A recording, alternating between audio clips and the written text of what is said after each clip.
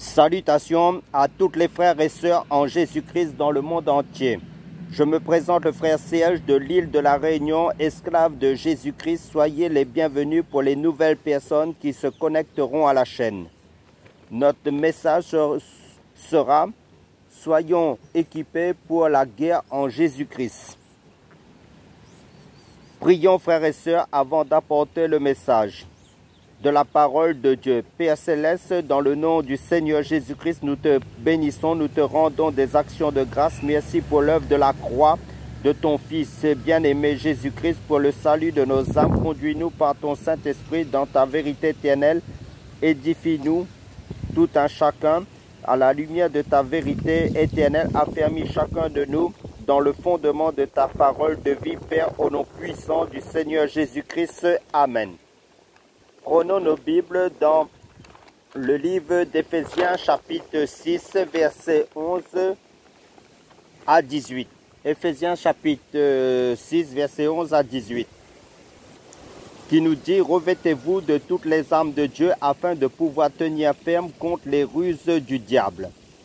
Car nous n'avons pas à lutter contre la chair et le sang, mais contre les dominations, contre les autorités, contre les princes de ce monde de ténèbres, contre les princes de ténèbres, contre les esprits méchants dans les lieux célestes. C'est pourquoi prenez toutes les armes de Dieu afin de pouvoir résister dans le mauvais jour et tenir ferme après avoir tout surmonté. Tenez donc ferme, ayez à vos reins la vérité pour ceinture.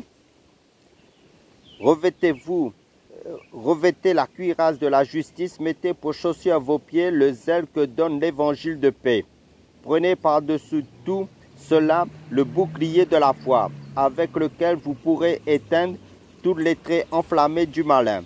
Prenez aussi le casque du salut et l'épée de l'Esprit qui est la parole de Dieu.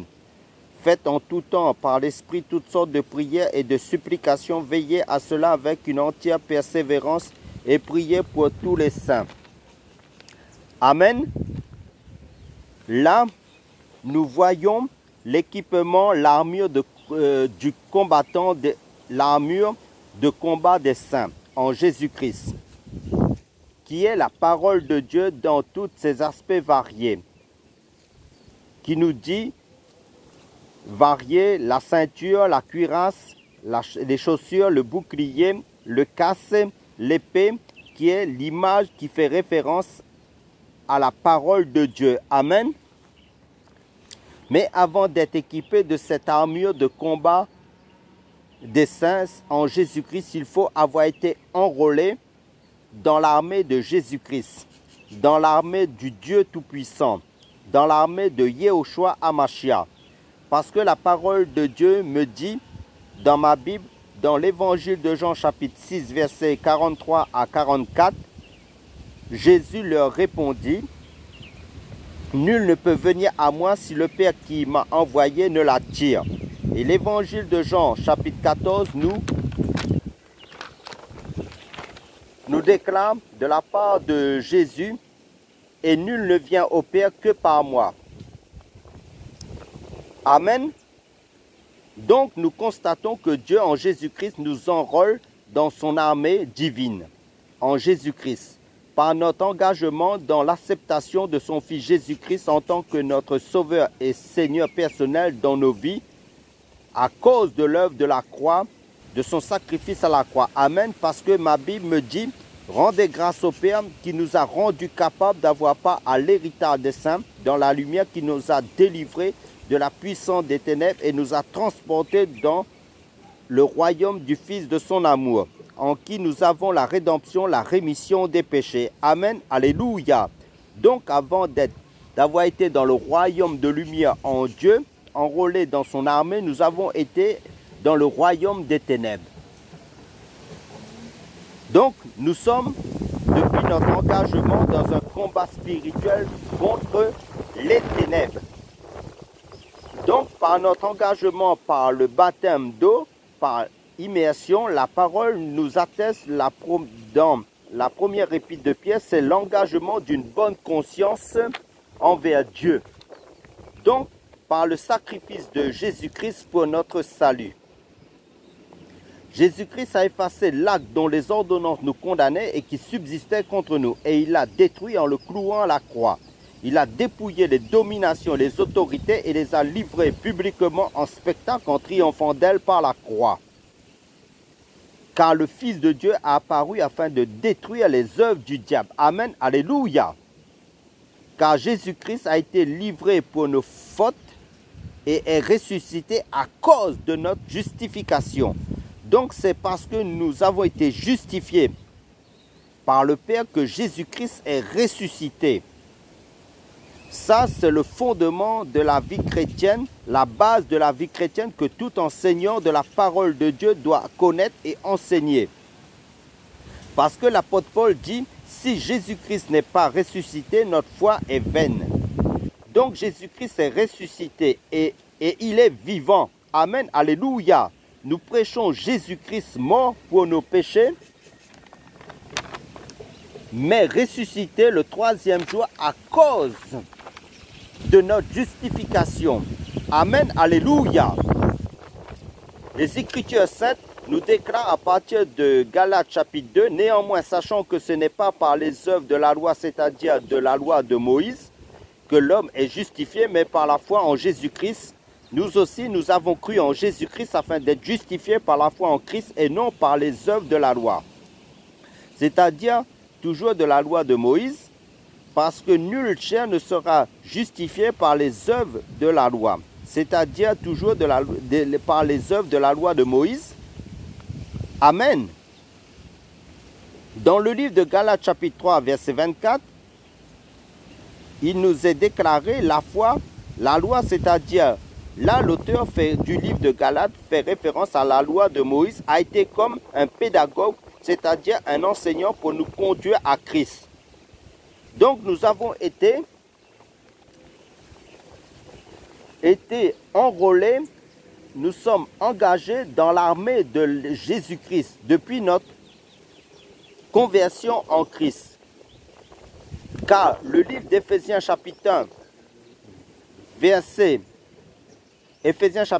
13 nous dit en lui, c'est-à-dire en Jésus-Christ, vous aussi, après avoir entendu la parole de la vérité, l'évangile de votre salut, en lui vous avez cru et vous avez été scellés du Saint-Esprit qui avait été promis. Et pour aller plus en profondeur dans la parole de Dieu, dans le livre de Romains chapitre 8, verset 7, nous confirme l'Esprit, c'est-à-dire le Saint-Esprit lui-même rend témoignage à notre esprit, c'est-à-dire à notre homme intérieur, que nous sommes enfants de Dieu. Amen. Et nous sommes assis dans les lieux célestes en Christ. Parce que la parole de Dieu nous dit dans 1 Jean chapitre 4, verset 4, vous êtes de Dieu, car celui qui est en vous est plus grand que celui qui est dans le monde. Amen. La parole de Dieu nous dit aussi, vous au contraire, vous êtes une race élue, un sacerdoce royal, une nation sainte, un peuple acquis, afin que vous annonciez les vertus de celui qui vous a appelé des ténèbres à son admirable lumière. Donc, si nous avons été enrôlés dans l'armée du Seigneur, c'est pour annoncer sa parole, ses vertus, sa lumière qui est la parole de Dieu. C'est pour ça que nous sommes dans une guerre spirituelle, car l'ennemi n'aime pas la vérité. Il va toujours nous combattre à cause de notre foi en Jésus-Christ, à cause que nous avons reçu l'évangile pur de Christ, que nous allons annoncer cet évangile.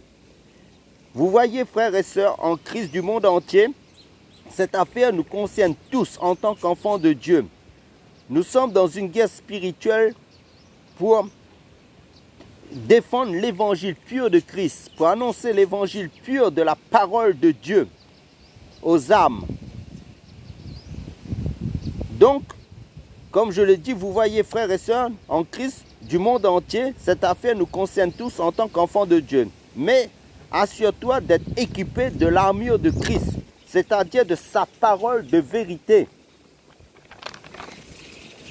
appropriée en face de chaque situation variée dans cette guerre spirituelle de ta vie chrétienne, dans ce combat spirituel de chaque jour durant toute ta vie sur cette terre. qui te reste à vivre. C'est pour cela que le Seigneur Jésus-Christ nous donne cette parole dans l'évangile de Matthieu chapitre 4 verset 4. L'homme ne vivra pas de pain seulement, mais de toute parole qui sort de la bouche de Dieu. Pourquoi, frères et sœurs? Eh bien, la parole de Dieu est esprit et vie. La parole de Dieu est spirituelle et éternelle. C'est à la fois l'âme de Dieu contre le mensonge du diable, les attaques du diable. Voyez-vous, lors de la tentation de Jésus dans le désert, Jésus a utilisé la parole de Dieu pour contrer toutes les attaques de l'ennemi, pour faire face à tout le mensonge du diable. Nous devons impérativement tous les jours, nous équiper de l'armure spirituelle de Jésus-Christ, de sa parole.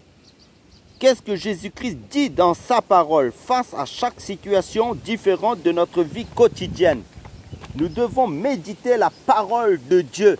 Nous devons manger la parole de Dieu. Nous devons cultiver la parole de Dieu dans nos pensées. Nous devons la chérir, la cultiver, nous plonger dans les Écritures pour être équipés de cette armure consolidé dans la parole de Dieu, est affermi par le Saint-Esprit dans la parole de Dieu, et chérir, aimer la parole de Dieu davantage.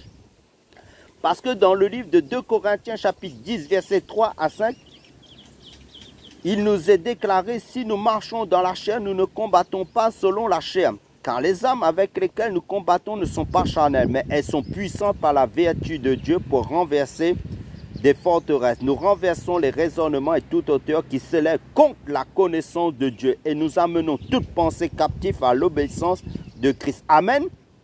Et le livre de 2 Corinthiens chapitre 13, pour aller encore plus en profondeur, verset 8, nous dit: car nous n'avons pas de puissance contre la vérité, nous n'en avons que pour la vérité. Amen. Sache, mon frère, ma soeur, en Christ, si tu as reçu le Saint-Esprit, sache que le Saint-Esprit travaille qu'avec la parole de vérité de Jésus-Christ. C'est pour cela qu'on l'appelle l'Esprit de vérité. C'est lui qui discerne le mensonge du diable et la vérité de Dieu. C'est lui, c'est pour cela que tu dois t'équiper de la parole de Dieu. La méditer jour et nuit pour être dans le discernement spirituel, dans cette guerre spirituelle, pour se maintenir, pour te maintenir et demeurer ferme dans la foi en Jésus-Christ. Avec persévérance jusqu'à la fin de ton parcours sur cette terre, pour la vie éternelle en Jésus-Christ. C'est un combat constant d'endurance pour se maintenir dans la foi en Jésus-Christ. Car l'ennemi vise notre foi. L'ennemi a pour objectif de nous faire échouer dans la foi en Christ.